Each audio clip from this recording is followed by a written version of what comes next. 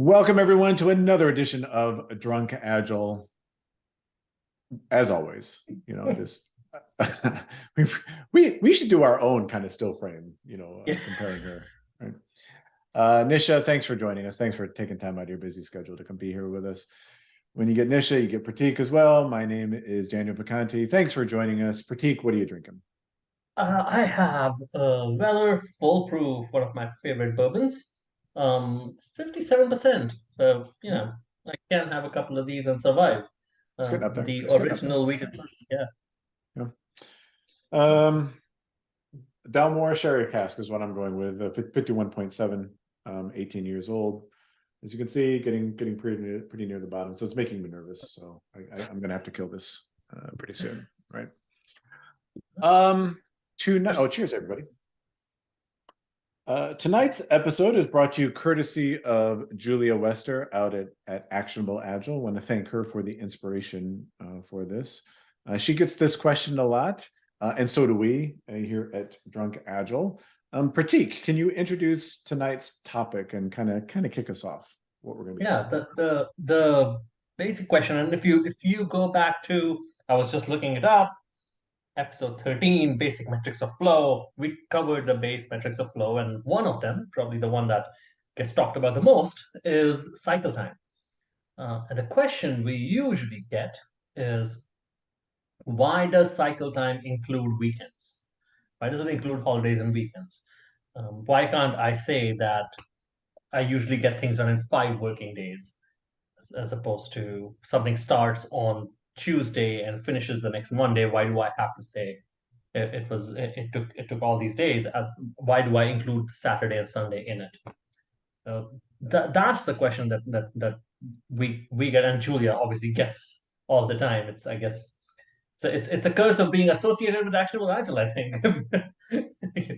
So yeah, can you go over some of our normal response? We'll get into maybe a media response here in the second half of the episode, but just if recap for in case people have missed our early episodes, and if you did miss our early episodes, shame on you. But recap some of the reasons why we include weekends or we don't exclude weekends. I don't know if that's a better way of saying it. Well, to me, there are two reasons that are primary, and there are probably a whole bunch of secondary reasons. The first primary reason is cycle time, as defined by almost all literature around this, is elapsed time. It's how long it took for something that started to finish.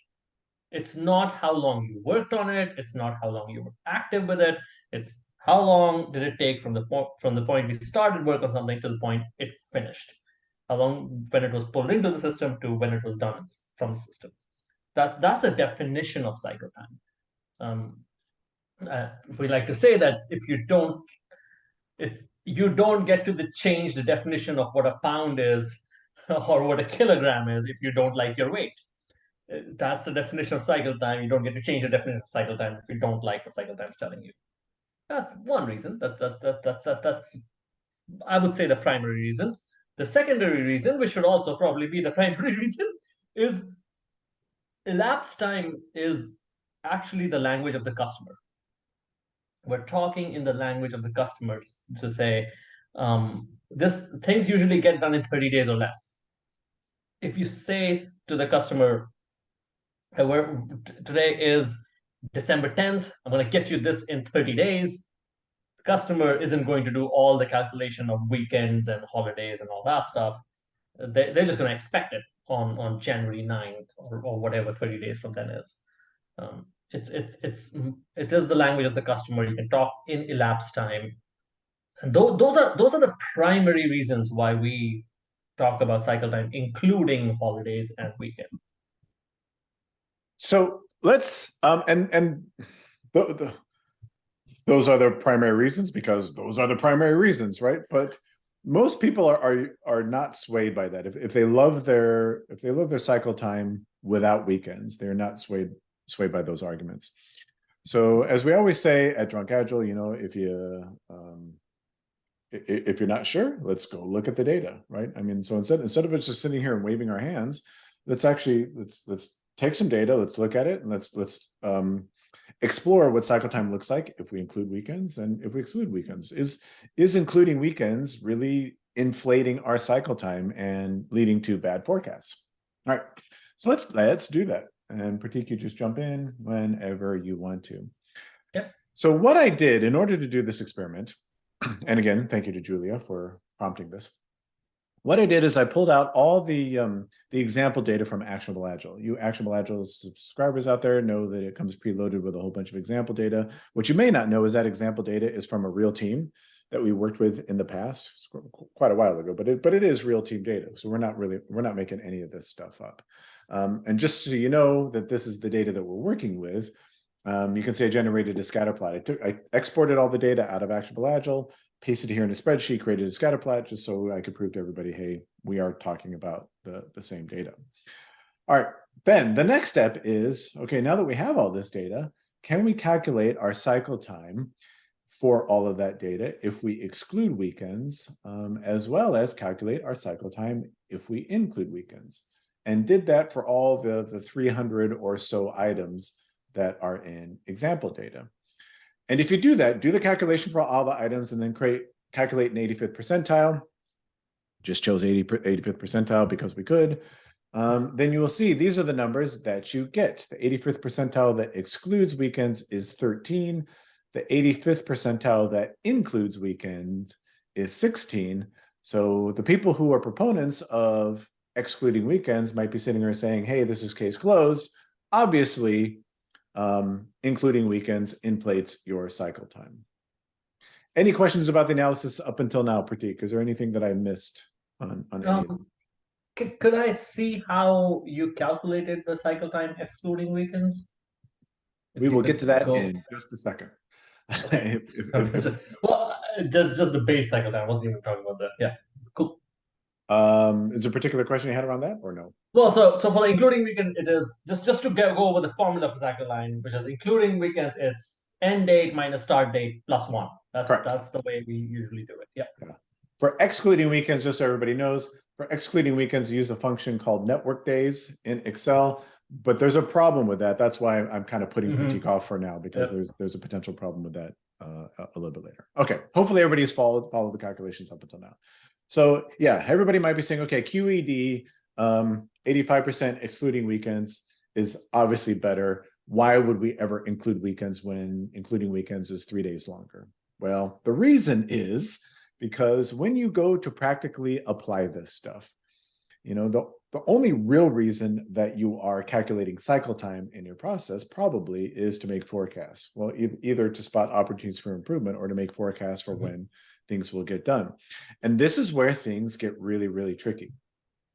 What I've done is I just took January and all the work days in January, starting in January 9th, to get us, you know, far enough away from the beginning of the year and things like that, holidays and stuff like that, which we'll talk about in a second. So January 9th through the end of the month, just business days, just work days. And by the way, we're defining weekends as Saturday and Sunday. So remind me to talk about that too, Prateek. We're defining weekends as just Saturday and Sunday.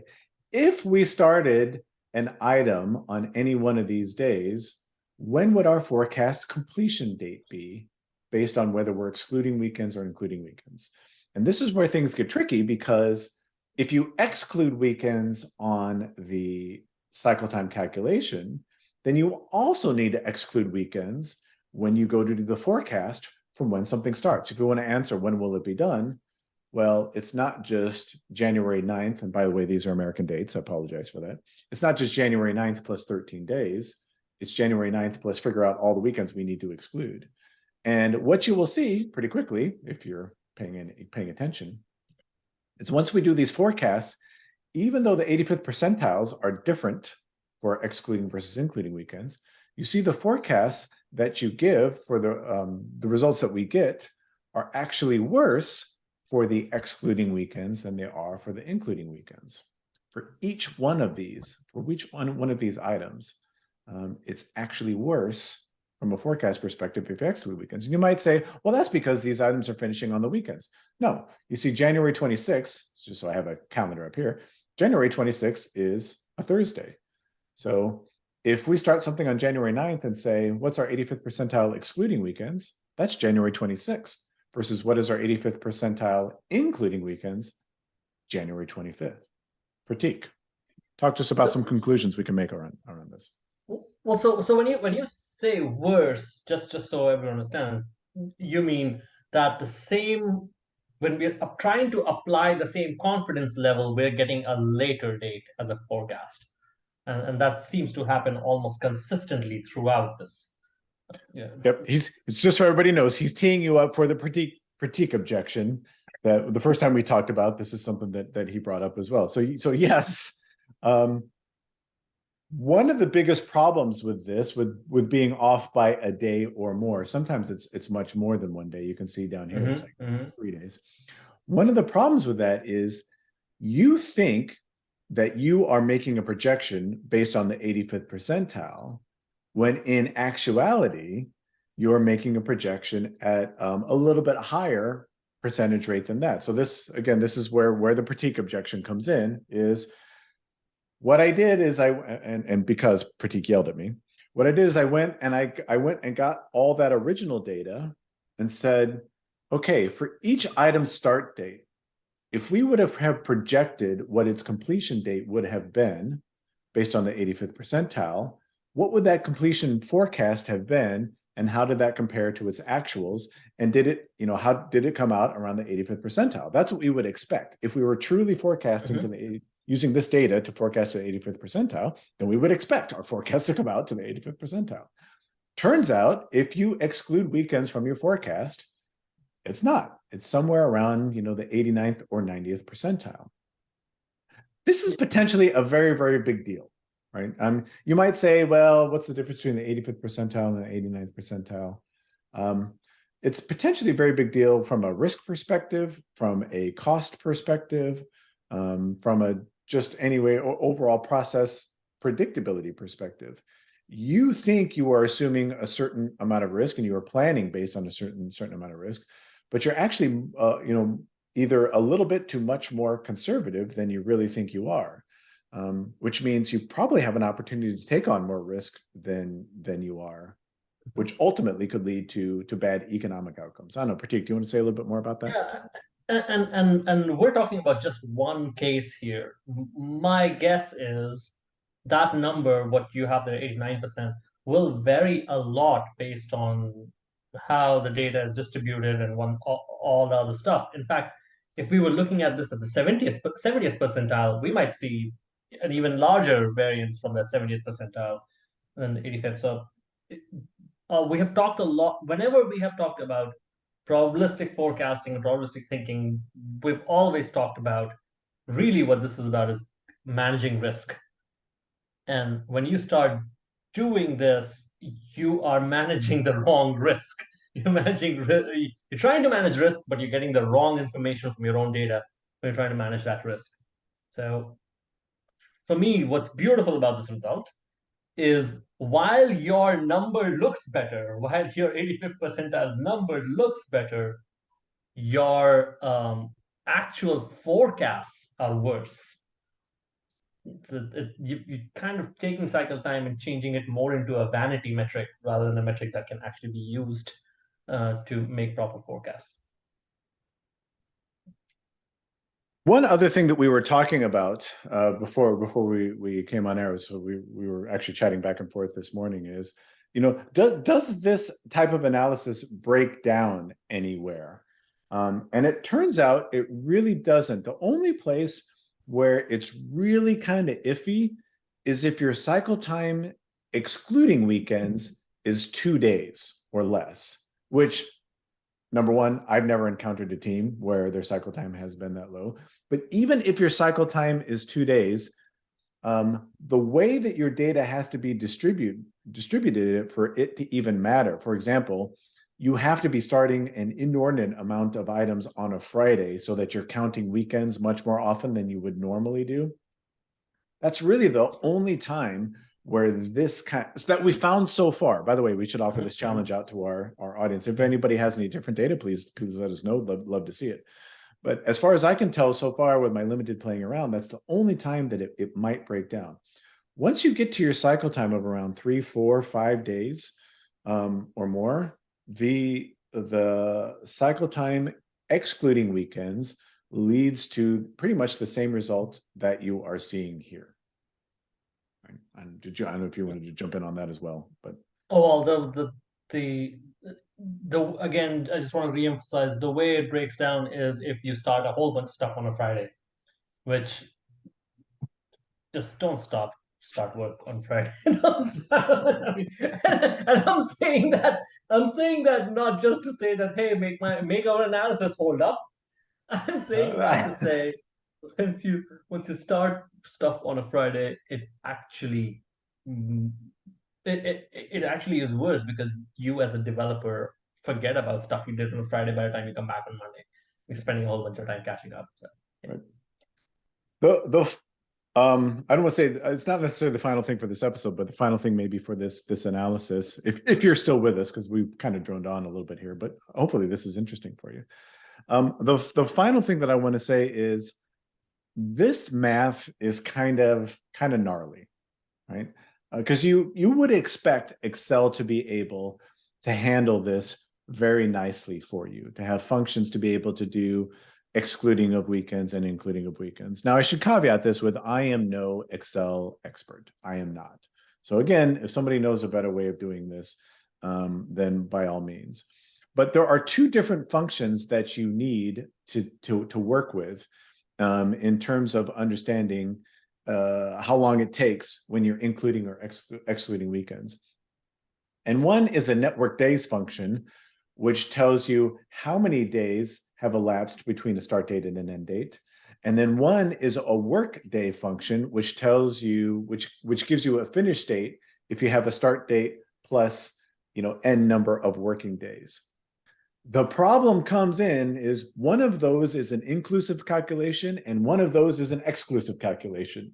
And you need to know which is which when you're doing all this stuff in Excel. Prateek will tell you I had an off by one error because of that. I had an off by one error in the spreadsheet that I was trying to track down for hours. And it turns out that's what it was. One of these calculations is inclusive and one of these calculations is exclusive. Now obviously there are workarounds around that. But again, it means hacking your data to make Excel work for you. And what the bottom line for all of this is for me is, even if this analysis came out to be, roughly the same, or maybe even potentially a little bit better, the math that you have to do and the things that you have to set up just to exclude weekends, we haven't even talked about excluding holidays. We haven't even talked about the fact that maybe some other countries' weekends are different than the way that we define weekends. We haven't talked about any of that because then the math becomes even exponentially more difficult. So not only are you getting a worse forecast, but you're having to do some really, really, really, really ugly math to get that worse forecast. And that's what makes no sense to me, right? I don't know why anyone would go through that just because they think 13 is better than 16. Yeah, I don't even know how we would get to. I don't know if even all the work Dan you've done with this is going to convince most of the people who have not convinced already. But I do think there is the logical fallacy is this thing of thinking that we're getting a better number. I think people feel that they're being penalized when you say 16 as opposed to 13, and it's not that. It's that we're getting a truer picture of what's happening, and we don't have to jump through all the hoops that you had to jump through in this analysis to find out whether we're getting a better picture or not. Right. Yeah. And to me, the true punishment will come when you tell your customers, we think it's going to be January 26th before January 26th, when it's really before January 25th. Again, the one day in it, is that really a big deal? Is it not? I don't know. But the point is, you're not being genuine, right? You're not being truthful to your customers in terms of really, really what that risk analysis is. And that's the bigger problem than, yes, we look worse if we say 13 versus 6 days. We love to steal stuff from Dr. Wheeler, Dr. Donald Wheeler, and he has this saying, I'm going to misquote him, but it's roughly the best analysis is the simplest analysis that provides the needed insight. And for my money, given the pain that I went through to even do any of this type of analysis, excluding weekends becomes so complex, and it doesn't give you any better insight. It's just so easy to just calculate an elapsed time, and you are getting a much more truthful representation of what's happening in your process. I've talked enough, Prateek. Do you want to give us a last word? I've scared Nisha off. She ran away too. She's here. She's here. She just moved closer. She's like, you all need support here. Yeah. Again, to go back to it,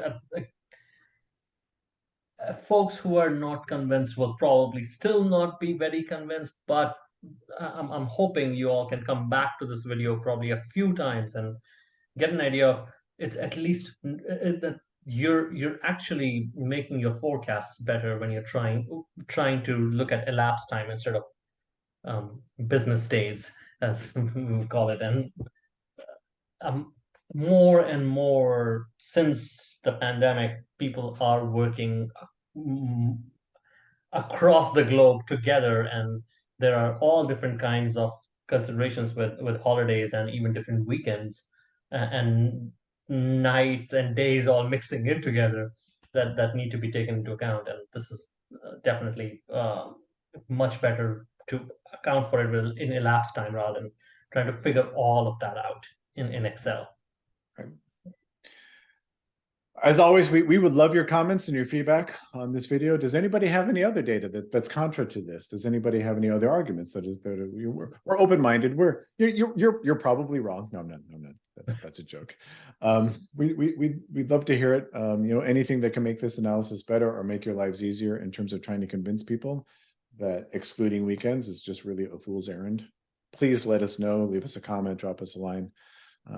But until then, for Nisha, for Prateek, my name is Daniel Vacanti. Thanks so much for joining us. Thanks so much for watching. And we will see you in the next episode. Bye, everybody.